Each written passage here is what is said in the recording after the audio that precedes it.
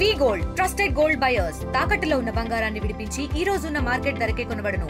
మరిన్ని వివరాలకు సంప్రదించండి 7710 ఎర్రగడ్డ డివిజన్ పోలింగ్ బూత్ నంబర్ 382లో ఒకవైపు కాంగ్రెస్ పార్టీ రిగ్గింగ్ చేసిందంటే కూడా అటు బీఆర్ఎస్ పోలింగ్ ఏజెంట్లు కూడా ధర్నాకు దిగారు. ఇక్కడ పోలీసుల తీరు పట్ల అధికారుల తీరు పట్ల కూడా పెద్ద ఎత్తున కూడా ఇక్కడ నిరసన చెప్పారు. ఈ పోలింగ్ బూత్కు కాసేపటి క్రితం వచ్చినటువంటి కాంగ్రెస్ అభ్యర్థి కూడా తన వెనకాల ఒక 150 మంది అంచెలను వేసుకొని ఒక 15 నిమిషాల పాటు రిగ్గింగ్ చేశారంటూ బీఆర్ఎస్ ఆరోపణలు చేయడం కాకుండా అటు ఉప్పల్ నుంచి అది మల్కాజ్గిరి ఎంపీ అభ్యర్థిగా పోటీ చేసినటువంటి రాగిడి లక్ష్మారెడ్డి వచ్చి కూడా ఇక్కడ పోలీసుల తీరు పట్ల అదంతా కూడా పెద్ద ఎత్తున కూడా ఆరోపణలు చేసిన ఏం జరిగింది, అక్కడ నిజంగా రిగ్గింగ్ జరిగిందని మనతో మాట్లాడడానికి పోలింగ్ ఏజెంట్ ఒక్కసారి మనతో ఉన్నారు. ఆయనతో మాట్లాడించేటువంటి ప్రయత్నం చేద్దాం. ఆయనకు సంబంధించి సార్, లోపల కాంగ్రెస్ అభ్యర్థి వచ్చిపోయినట్టు మీరు కూడా ఉన్నట్టున్నారు. ఏం జరిగింది, అసలు రిగ్గింగ్ జరిగిందా, బీఆర్ఎస్ ఏజెంట్లను బయటికి పంపించడానికి ప్రధాన ఆరోపణ జరిగిందా? ఇదంతా ఏం జరగలేదండి.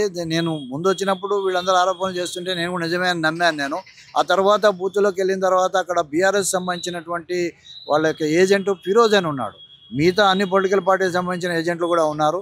నేను వాళ్ళతో మాట్లాడుతున్నప్పుడు మేమందరం ఇక్కడే ఉన్నాం, పొద్దు నుంచి నేను ఉన్నాను ఇక్కడే, నేను ఎక్కడికి బయటికి వెళ్ళలేదు, నన్ను ఎవరు బయటికి పంపించలేదని చెప్పి ఫిరోజ్ చెప్పడం జరిగింది.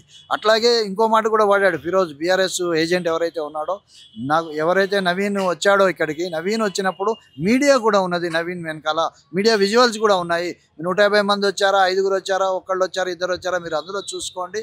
అవసరమైతే నేను ఈ యొక్క ప్రిసైడింగ్ ఆఫీసర్కి నేను ఒక అథెంటికేషన్ ఒక లెటర్ కూడా నేను ఇస్తాను, ఆథరైజేషన్ది, నేను ఇక్కడే ఉన్నాను, నేను బీఆర్ఎస్ నుంచి అని చెప్పేసి ఫిరోజ్ కూడా చెప్పడం జరుగుతుంది అక్కడ.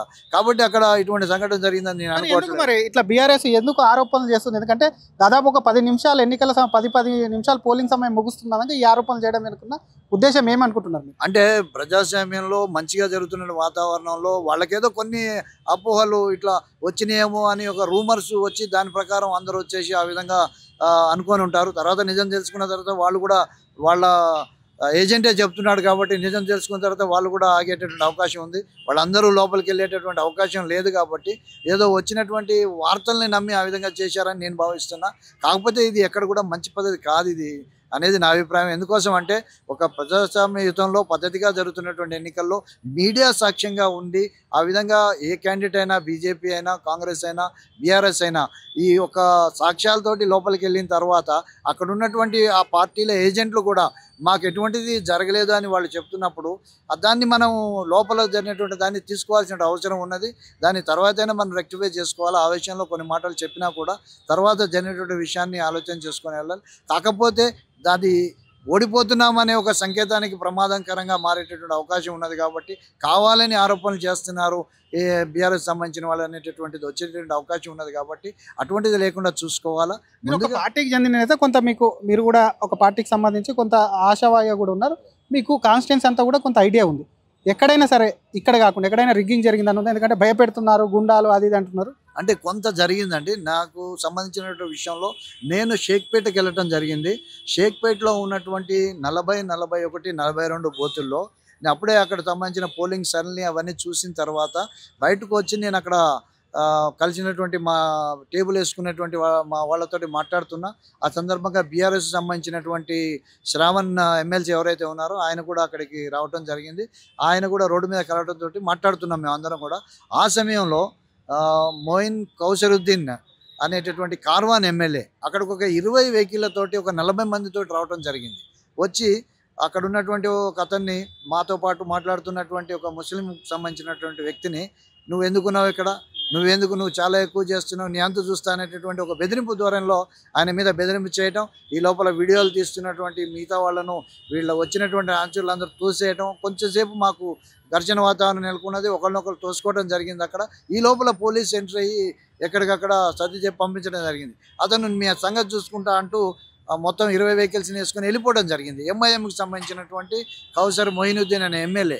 అట్లా కొంత అక్కడ మైనార్టీ ఏరియాల్లో కౌసర్ మొయినుద్దీన్ ఆ విధంగా చేయడం జరిగింది. అది నేను చూశాను, నేను అందులో బాధితుడిని. ఆ విధమైనటువంటి సంఘటన అక్కడ జరిగింది. బట్ ఇక్కడ జరిగిన సంఘటన మాత్రం దాని డిఫరెంట్. అది నేను చూశాను. ఏజెంట్లు అందరూ ఉన్నారు, బీఆర్ఎస్ సంబంధించిన ఏజెంట్ ఉన్నాడు, ఫిరోజ్ ఉన్నాడు, అతను చెప్తున్నాడు. కాబట్టి అక్కడ జరిగింది తప్పు ఏదైతే ఉందో ఇక్కడ జరిగింది కూడా ఈ విధంగా తప్పే. కాబట్టి ఏది కూడా మేము ఒక పార్టీ నేషనలిస్టిక్ పార్టీకి సంబంధించినటువంటి వాళ్ళంగా రెండింటిని కూడా 2 తప్పుల్ని కూడా మేము ఒప్పుకునేటువంటి పరిస్థితి లేదు. అక్కడ దౌర్జన్యం చేశారు. అదేవిధంగా ఆ దౌర్జన్యాల పరంపర ఇక్కడ కూడా కొనసాగుతుందనే ఒక ఆలోచన ఇక్కడ ఉండొచ్చు వాళ్ళకు. దానికి కారణంగా జరిగి ఉండొచ్చు. Thank you sir. ఇది ఒకవైపు ఇక్కడ 382 పోలింగ్ బూత్ నెంబర్ ఏదైతే ఉందో దానికి సంబంధించి రిగ్గింగ్ అనేది కూడా నవీన్ యాదవ్ అనుచరులు చేశారని వస్తున్నటువంటి ఆరోపణలు ఏవైతే ఉందో అవాస్తవం అని చెప్తున్నటువంటి పోలింగ్ బూత్ ఏజెంట్ కూడా చెప్తున్నటువంటి పరిస్థితి ఉంది. ఎందుకంటే కొన్ని చోట్ల జరిగి ఉండొచ్చు, ఇక్కడ కూడా జరగలేదని చెప్తున్నటువంటి పరిస్థితి ఉంది. బీఆర్ఎస్ అంతా కూడా ఆరోపణలు చేస్తుంది, ఒక రకం ఆరోపణలు. ఎందుకంటే ఆ పార్టీకి చెందినటువంటి ఏజెంట్ లోపలే కూర్చున్నారు, 2 గంటల నుంచి అక్కడే ఉన్నాడు కాబట్టి అది ఏం జరగలేదు అంటున్నారు. కాబట్టి దీంట్లో వాస్తవం లేదంటూ కూడా అటు అధికార పార్టీకి చెందిన నేత కాదు, మరొక పార్టీకి చెందిన నేత చెప్తున్నటువంటి సిచ్యువేషన్. సొంత పార్టీ నేతనే అక్కడ రిగ్గింగ్ జరగలేదంటే మరి ఇక్కడ ఉన్నటువంటి ఆరోపణలే అని చెప్పి కూడా పోలీస్ అధికారులు, ఇక్కడ ఉన్నటువంటి పోలింగ్ బూత్ ఆఫీసర్ కూడా అదే చెప్తున్నటువంటి పరిస్థితి ఉంది. చరిత్ర సృష్టించినోడు ఇప్పుడు ఆ చరిత్రని తిరగరాయబోతున్నాడు. అబద్ధాల గోడల్ని బద్దలు కొట్టి నిజాలను రాగా మీ ముందుంచబోతున్నాడు. నిజమైన వార్తల కోసం వెంటనే డౌన్లోడ్ చేసుకోండి రా యాప్ని.